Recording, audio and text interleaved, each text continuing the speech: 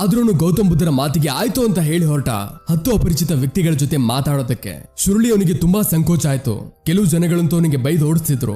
ಆದ್ರೆ ಅವನು ಮುಂದೆ ತನ್ನ ಜೀವನ ಬದಲಿಸೋದಕ್ಕೆ ಇದೊಂದೇ ಅವಕಾಶ ಇದ್ದಿದ್ದು. ಕೊನೆಗೂ ಪ್ರಯತ್ನ ಮಾಡ್ತಾ ಅವನು 10 ಅಪರಿಚಿತ ವ್ಯಕ್ತಿಗಳ ಹೆಸರು ಮತ್ತೆ ಅವರ ಬಗ್ಗೆ ತಿಳ್ಕೊಂಡ.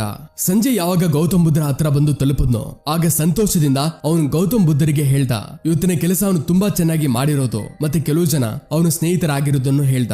ಬೇರೆ ದಿನ ಮತ್ತೆ ಆ ಹುಡುಗ ಗೌತಮ್ ಬುದ್ಧರ ಹತ್ರ ಹೋಗಿ ತಲುಪ್ತ. ಆಗ ಗೌತಮ್ ಬುದ್ಧ ಅವನಿಗೆ ಹೇಳಿದ್ರು ಇವತ್ತಿನ ಕೆಲಸ ನೀನು ಆಶ್ರಮದಲ್ಲಿರೋ 10 ಶಿಷ್ಯರಿಗೆ ಭಾಷಣ ಕೊಡ್ತಾ ಅವರಿಗೆ ನೀರಿನ ಉಪಯೋಗದ ಬಗ್ಗೆ ಓದಿಸು. ಗೌತಮ್ ಬುದ್ಧನ ಈ ಮಾತನ್ನ ಕೇಳಿ ವ್ಯಾಪಾರಿಯ ಮಗ ತಬ್ಬಿಬ್ಬಾಗೋದ. ಅದಕ್ಕೆ ಅವನು ಹೇಳ್ದ ನೀವು ನನ್ನಿಂದ ಯಾವ ರೀತಿ ಕೆಲಸ ಮಾಡಿಸ್ತಿದ್ರಾ? ನಾನು ನನ್ನ ವಿದ್ಯಾಭ್ಯಾಸನೇ ಪೂರ್ತಿ ಮಾಡೋದಕ್ಕಾಗ್ಲಿಲ್ಲ ಅಂದ್ಮೇಲೆ ಆಗ ಈ ಕೆಲಸ ಹೇಗ್ ಮಾಡೋದಕ್ಕಾಗತ್ತೆ? ಆಗ ಗೌತಮ್ ಬುದ್ಧ ಹೇಳಿದ್ರು ಸರಿ ಹಾಗಾದ್ರೆ ನಾನು ನಿನಗೆ ಉಪಾಯನೂ ಹೇಳಲ್ಲ. ವ್ಯಾಪಾರಿಯ ಮಗ ಆಗ ಬೇಡ್ಕೊಳ್ತಾ ಹೇಳ್ದ ನಿಮ್ಗೂ ಗೊತ್ತು ನನ್ನ ವಿದ್ಯಾಭ್ಯಾಸ ನಿಂತಿರೋದು. ಹೀಗಿದ್ದಾಗ ನಾನು ಹೇಗೆ ಆ ಹುಡುಗರಿಗೆ ಭಾಷಣ ಕೊಡೋದಕ್ಕಾಗತ್ತೆ?